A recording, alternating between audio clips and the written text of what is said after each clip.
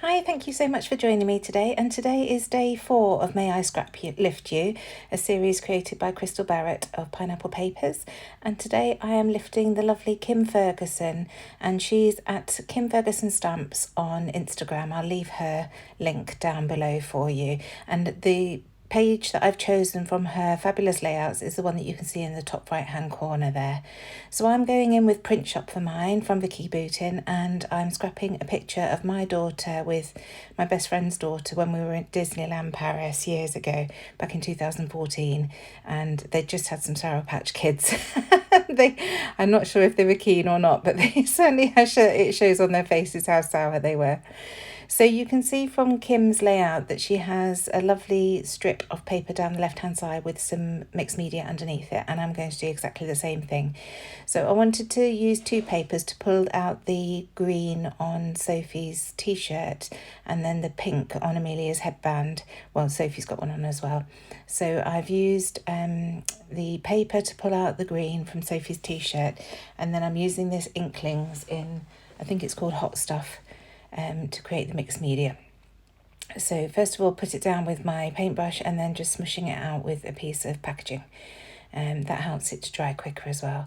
Now just adding some splatters in a dark, that'll make them darker, and then leaving that to dry. Now once that's dry, I'm going to come in with this darkroom door stamp just to create a little bit of texture on that Inklings background.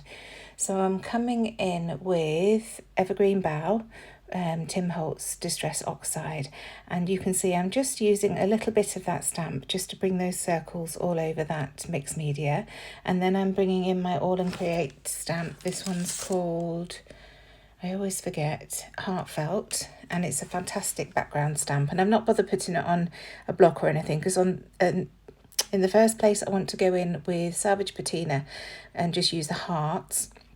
And then I'm using the left-hand side of the stamp, which is more of a scripty type stamp, to add some of that as well. So I didn't want to put it on a block and have it flat. I wanted to choose which parts of the stamp I was going to use to put down. So now that's all done and dry, I'm going to adhere these 2 pieces of paper down. And every time I use this Print Shop, I'm using the 12 by 12 paper pad. I forget that it's not quite 12 by 12. So you'll see I put the second piece down and then realise that it's not reaching all the way down or all the way up. So I stagger these 2 pieces so that one does touch the top and one touches the bottom. And to my eye, that's just a little bit better than having them both with a gap at the top or bottom. So easily enough solved. So that's the paper down, just curling up those edges to get a bit more texture on the layout. And then I'm going to add some Sticks to Foam pads to the photo of Amelia and Sophie. First of all, I wanted to matte it, and that's what Kim has done in her layout. So I'm just adding a white border with some scrap white cardstock here. And then once that's down, I'll go in with a navy blue. The t-shirt that Amelia's got on has got navy blue stripes in it, so it's just bringing that navy blue in to the page. So again, just sticking this down with my wet glue, nothing fancy, and then cutting it out with my big scissors.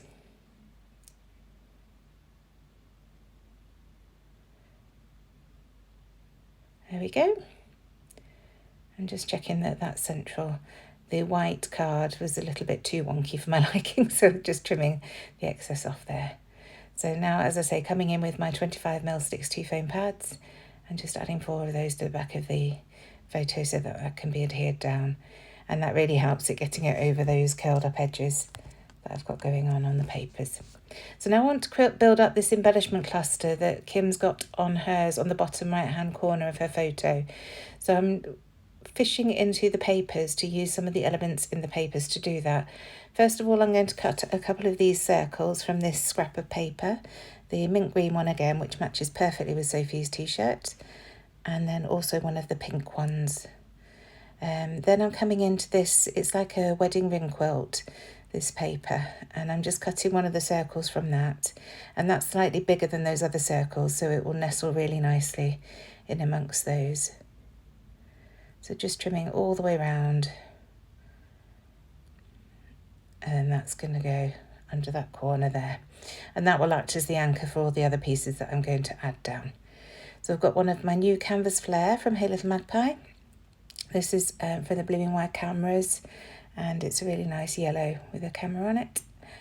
And then this piece was the, when I was first making the canvas flare, I wanted to print them out just on plain cardstock to check that I was happy with the size and how it looked as a 31mm circle. So I don't like to waste anything, so I've got those punched out and ready to use as flat pieces on my layouts. If you want something like that, love, it's the Happy Days 1¼ inch canvas flare from Hey Little Magpie.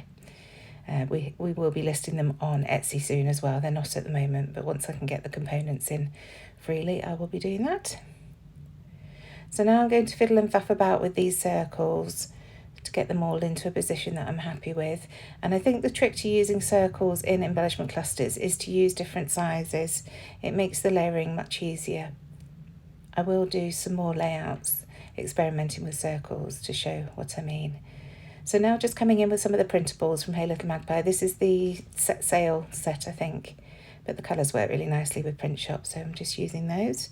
And now I'm going to go around and glue everything down. I'm happy with the positioning, so I'm just peeling everything up carefully and then sticking that down into place. I think when you've been messing about for a while, you just certainly don't want to lose that positioning, do you? So just squeezing some glue underneath. And it's all going down flat today. We've got the dimension in that canvas flare and the rolled up papers as well. So just getting everything into position. Those little tabs that I'm using from the printables, I will use those to add my journaling soon. So just positioning everything to a place that I'm happy with it. And I love how that cluster's built up there at the bottom. And once this is done, I'm going to work on that top right-hand cluster that Kim's got going. I do actually have mine pointing downwards. Hers points to the left, but I decided that I wanted mine to point downwards to be vertical. So just finally working out where that flare is going to go. And I'll just glue that down with my wet glue. They're lovely flat back flares, so easy to glue down to your layout. And then here I am with the journaling. And I just put, is it a bit too sour for you girls? Sour Patch. Now going through the chipboard pieces, and straight away I find this half tag, which I think will work really nicely at the top there. I don't like the bulk, so I just peel off some of the layers of the chipboard there to make it slightly thinner. And then this is my tub of leftover bits of wax thread from the wax thread bobbins that we make at Hey Little Magpie. So I'm just using a piece of the pink here to thread through that tag, and then I'll tie a bow. And that's going to act as the anchor for that top right hand cluster there. I really love this layout that Kim's created. Please do check the description box down below. There's a playlist that Crystal has created for us all to use, which is brilliant because we all just add our videos daily as they go live, and you can go and have a look at what everybody else has been creating, see the layouts that they've chosen to suit their style, and it's just a really fun hop. It's lovely to see what everybody's up to. So now going into the ephemera pieces. This is from the Papery pack. So just layering a piece underneath that tag, and then this here is from the ephemera pack. That ring is one of the washi tape stickers from the Papery pack, as is this pink dot here, and I end up cutting that in half and using half at the top and half at the bottom. I did pull a second one out, but decided that waste not, want not, you know. I was going to take it off the top of the page anyway, so I thought if I want to add some to the bottom, I'll just take it off a bit more than I had intended so that I could use the same piece twice. So fiddling about to get the, the ends on this piece, and then I'll stick it down onto that paper piece and then have to glue that down afterwards. But I just didn't want to lose my memory of where everything was, because it's, I think I've hit that age now where I just forget. I turn around and I've forgotten what I'm doing. So just working out where I wanted to put that ring again, and then I can take the backing off that and add that down to that cluster. That one was much easier. I'm just popping that down, and then I can add the other bits on top. That this here piece is like a paintbrush swatch, and I do end up cutting the right hand side off just so that it sits a bit more comfortably on that tag, And I'll add some foam pads underneath the left-hand side as well, just so that it does sit straight. So there I am cutting that edge off. And then I can butt it up to that black line on the edge of the tag. So here are those foam pads. This is the 6mm foam pads from Stick 2. Again, they come in a big roll, and they're absolutely brilliant to use for things like this where you need slightly thinner foam.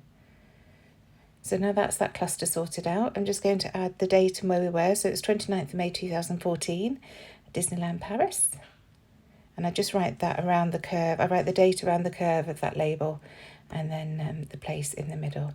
And now I'm going to come in with various Nouveau Crystal drops to add some dots around. I use a pink, a yellow, the bottle green, and black. So plenty of variation there. Not too many dots, but just enough to add interest. And then once those dots are down, I am actually going to come in with my ID Swap Colour Shine in gold and just add some splatters all over the page. You'll see from the close-ups at the very end, if you look closely, I do actually go in after I finish filming and I'll add a tiny sticker at the top left-hand corner of the photo that just says surprise, and then a sticker next to that canvas flare that says everything is fine. I just saw those after I'd finished filming and thought that they would work really nicely on there. So I did add them. So as I say, just finishing off these Nouveau, and then I'll come in with my Colour Shine, and then you can see the close-ups at the end. Thank you so much for joining me. I'd love to hear from you in the comments box down below. If you have any comments or questions, please do ask. I love chatting to you all. Thanks again, and I shall see you very soon. Bye.